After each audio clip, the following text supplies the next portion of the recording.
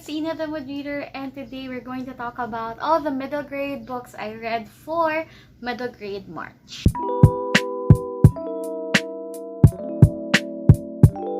So middle grade March is a readathon.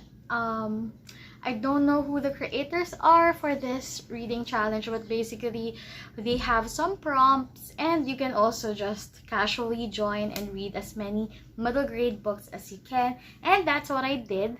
I was a very casual participant, but yeah, I took it as a challenge. I always wanted to read more middle grade books. I think the first time I ever ventured into it recently was because of last year's weekathon, where I read a couple of books from Erin and Trada Kelly, and I loved it. Until now, I still like scream about her middle grade books because she really does it very beautifully. But for this month, I just decided to pick middle grade audiobooks for my script reading. As you know, I'm like a very strong advocate for using script. Anyway, we're here for their middle grade reads, so let's talk about them. For March, I was able to read 7 middle grade books. I'm very happy about this. This is quite a diverse list, honestly, though I had like my possibility TBR pile. I wasn't able to follow most of them because most of them weren't available anymore to read, but I'm still very happy about my picks. To be honest with you, I didn't really have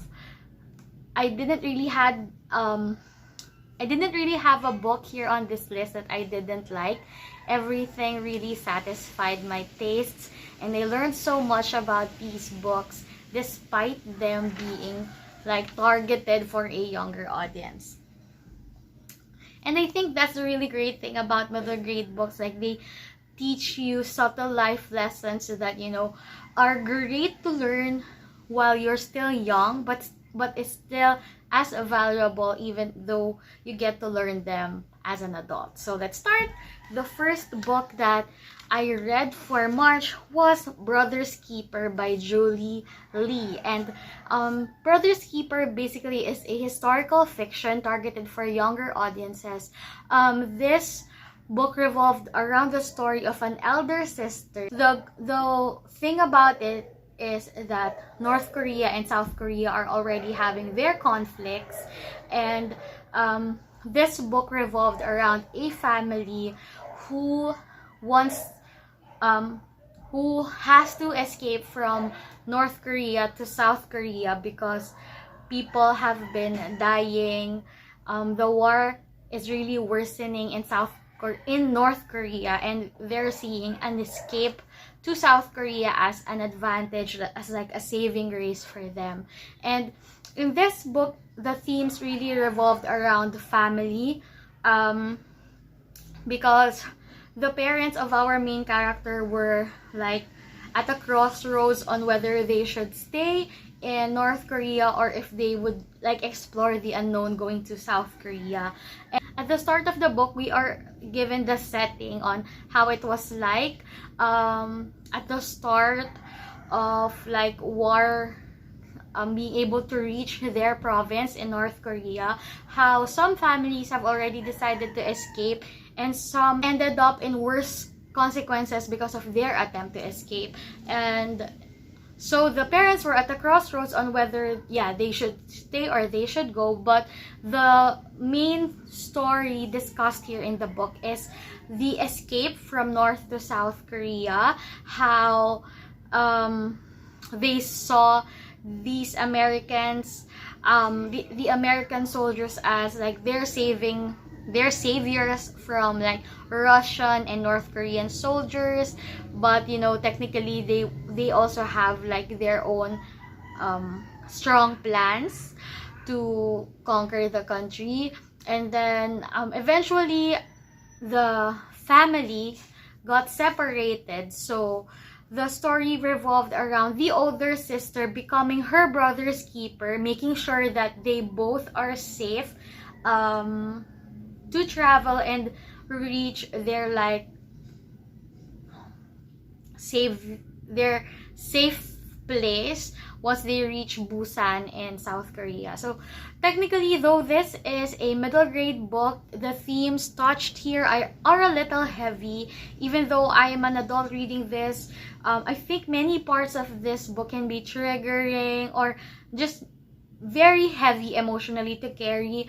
But you know, this book also showed you the reality of life, that some children had to experience extreme challenges and obstacles even as young as they are, and these stories deserve to be heard and also to teach us what really happened in history. This book is really something that I would carry with me for many times, many years to come. So the second book I was able to read is The Prettiest by Brigit, and this book basically is a feminist awakening for middle grade children. And in this book, we have a set of girls who experience a classmate, maybe a group of people in their class, releasing a ranking list basically on who the hottest girls are, who has the best blank, and this showed the effect of, you know, putting up girls against each other and ranking based on physical characteristics and all that, how it affects the mindset or the headspace of each of these girls, how it affects their confidence, on how they see themselves, and like really how sexuality changes, how you know, the sexuality themes touched on at a very young age become things you carry on as you grow up. And I really enjoyed this book. We have the perspective of someone who is very shy, who wasn't really interested in being famous or getting known around the school, being ranked first, like being the prettiest girl in class, and she didn't really want that title because she wants to be like quiet. She's not really the type to socialize. And then we are also told about the thoughts of the best friend who like secretly wants to be recognized, and then the girl who really was a popular girl. She thought that she is like a shoo-in for the top list, and she wasn't there, and she has always saw her looks, her physical appearance as like an advantage, and taking that away from her just like shook her and changed her. And yeah, this book really touched on what girls think. It really brought me back to those days when, you know, boys really tease girls really hard, where physical appearance was like so valuable for these children.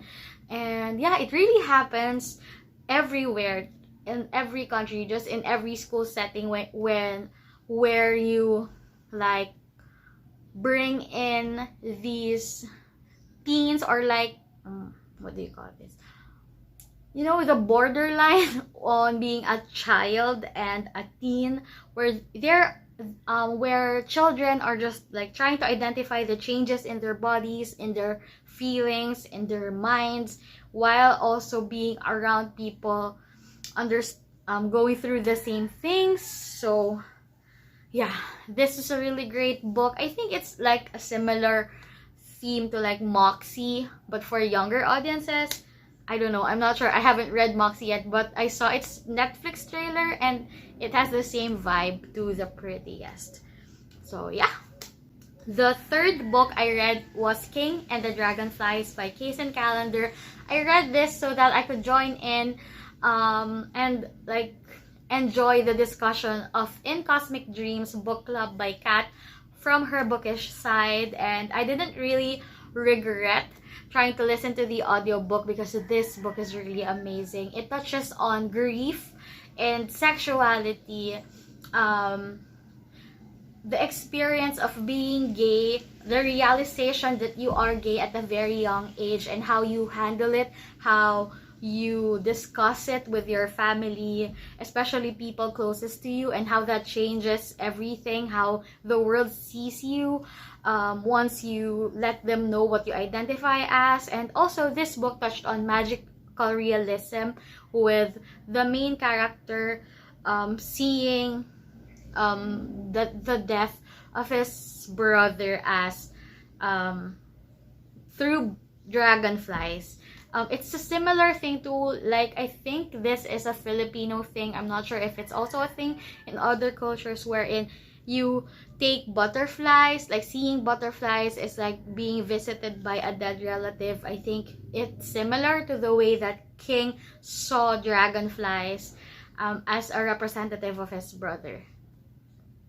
And also, aside from that, this book also touched on a friend of our main character, King, who went missing. So he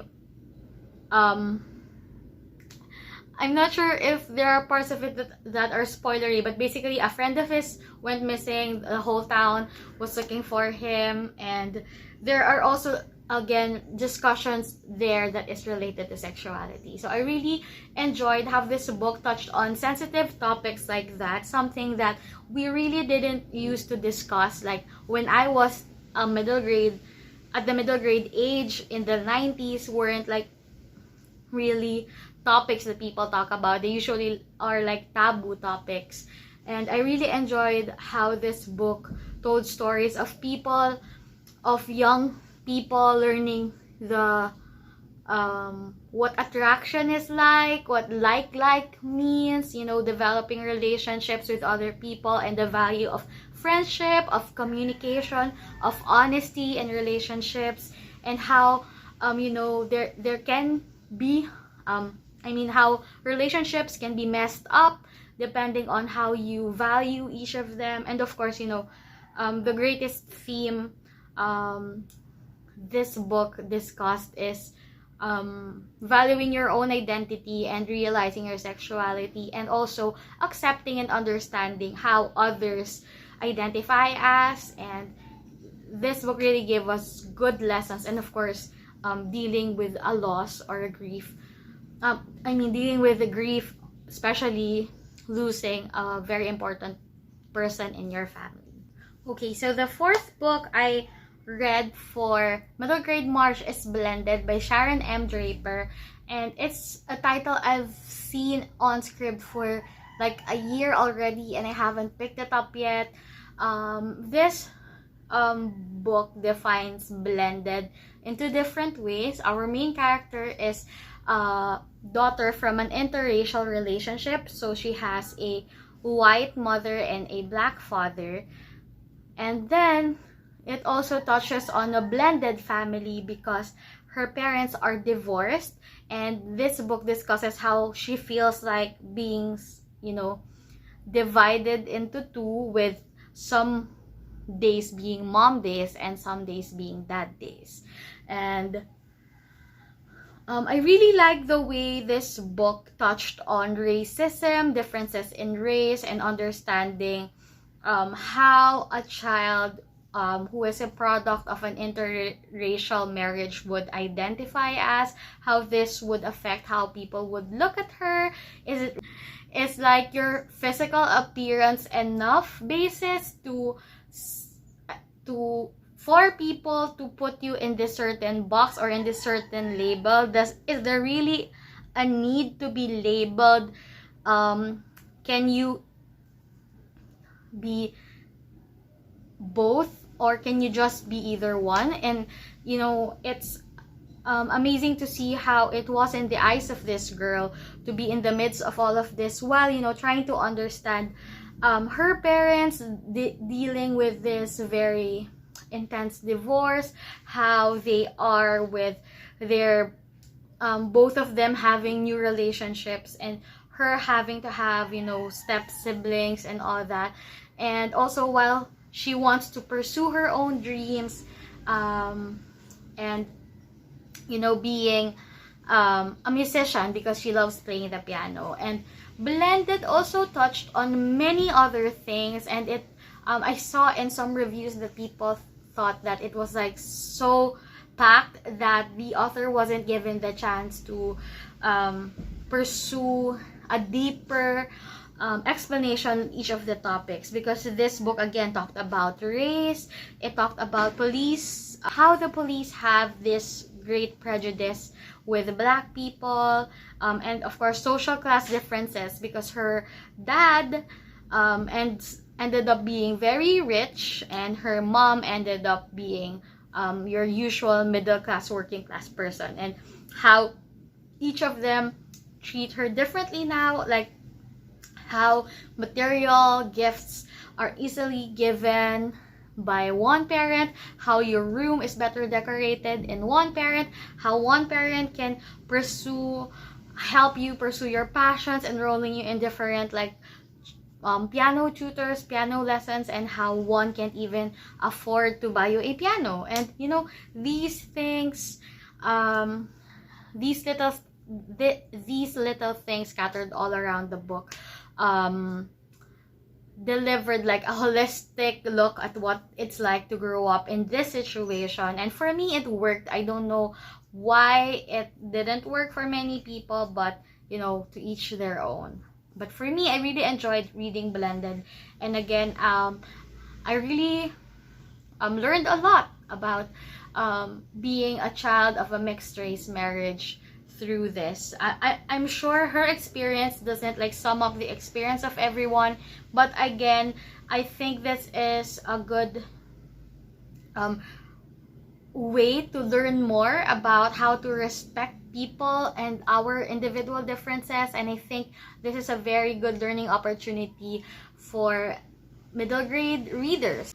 Next book, the fifth one is Chirp by Kate Messner. This is a really cute one. It revolved around a family, a business project, and a mystery. So basically, we have a character who is in two summer camps, one related to a sport that she is like a lower version of the sport that she used to do, and the other one developing the mind by creating and establishing a business. And believe it or not, the business that they decided to put up is actually involve crickets, and crickets as like a delicacy. So it's really fun hearing about that. I'm not sure like if I'm in for tasting that, but it's a nice way. It's a really unique product, but it also touched on like ecosystems and the science part of it all, and also how it's like to establish a business, what you really need to think about. So this book has a lot of themes on friendship and family, and also individualism and your identity.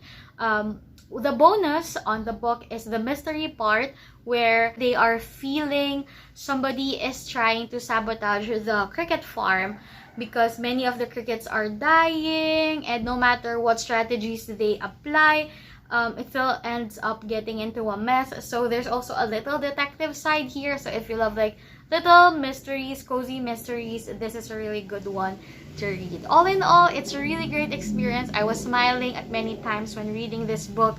I felt like a young sleuth trying to uncover the mystery as well. And yeah, this is a really great light read.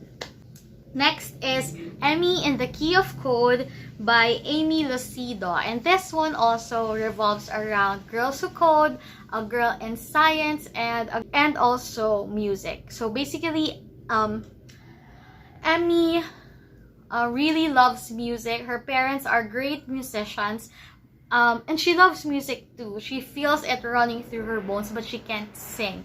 And usually people like say that she is a waste of the talent of her parents because she can't sing. But she feels that music is in her, and at a surprising discovery, she finds how she can relate programming into music. And I don't know, I just really loved how this book was told. There are a lot of code here. There's a lot of code discussions here, and I'm not a person who knows how to code a lot, but I do know basic computer programming a little. And it's really fun to see how the concepts I know, how they were taught to young kids, and it also gave me like this little deeper understanding of the concepts of coding. I really enjoyed how this book touched on that. So the reader, the middle grade reader, not only gets this amazing story about a girl and her family and her friends and her identity, it also teaches middle grade children in its own way how to code. So that's like 2-for-1 bonus. And yeah, this book gave also a strong student-teacher relationship wherein a teacher really goes beyond what is expected from them. I mean, you know, I think for every person there's always these great teacher that when you look back into your younger years inspired you and helped you become the person you are today, like a teacher who believed in you and gave you like the resources to help you become who the best version of yourself basically. And in this book we have a teacher that really helped Emmy embrace programming, and it's like teaching her that, you know, women can excel in coding, in computers and technology.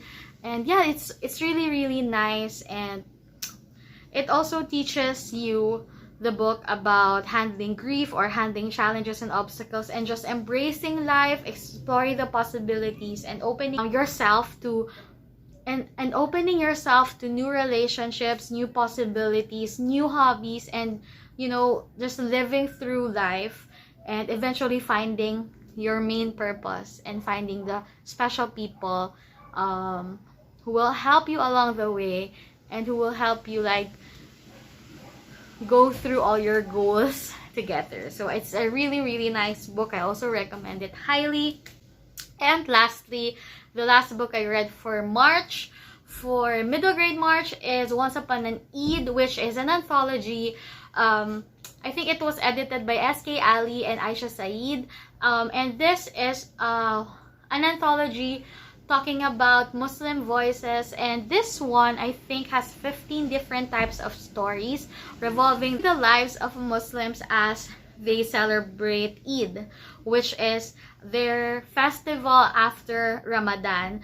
And this one actually touched on different lives of young Muslims and how they understand Ramadan, on how they celebrate Eid in their country or in their specific culture.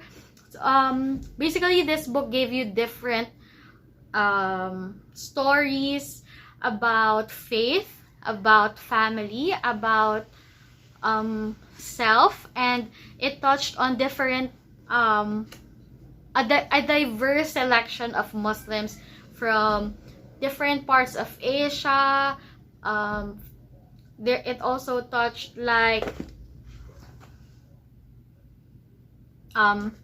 it touched on Asian Muslims, and it touched on the lives of South Asian Muslims, Middle East Muslims, Black Muslims, and also the division between Shia and Sunni Muslims. And I learned a lot about their faith and how Ramadan and Eid are supposed to be understood, on how they mean, on how much they mean for Muslims. And it gave me a deeper sense of respect for their religion, their traditions, and their beliefs. And it's a really good read for I personally, I think it's a good read for everyone, especially for young middle grade children, so that they can have a deeper understanding of their peers, but also a greater read for Muslim children, because they would see people like them on page. And I think that's very beautiful. That, yeah, if you have middle grade recommendations, please do let me know. Those are all the books the middle grade books I read this March, and I'm very open to exploring more middle grade. I'm thinking of reading at least one middle grade book a month just because they're really light, they're easy to read, they're quick to finish, but they leave you with really strong messages and lessons that you would carry with you in the long run. So if you do have middle grade recommendations, please do comment them down below. And by the way, before I end this video, I'm having a live show about a middle grade book. It's Sugar and Spite by Gail D. Villanueva.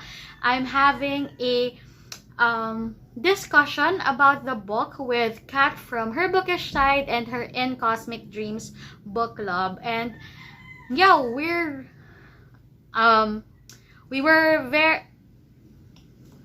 were very blessed to receive advanced copies of the book. It's going to be out on April 20th, if I'm not mistaken, and I'll be having the live show with Kat on the 25th of April. I'll be putting down the link below, and here's our poster. Yeah, I do hope you can join me and Kat to discuss the book. I also put the pre-order link of the book on Amazon below. This is an amazing story by a Filipino author. I really hope that you guys give this a chance. If you love middle grade, then please place your orders as early as today. So yeah, if you have anything to say, please let me know in the comments, and I'll see you on the next video. Bye!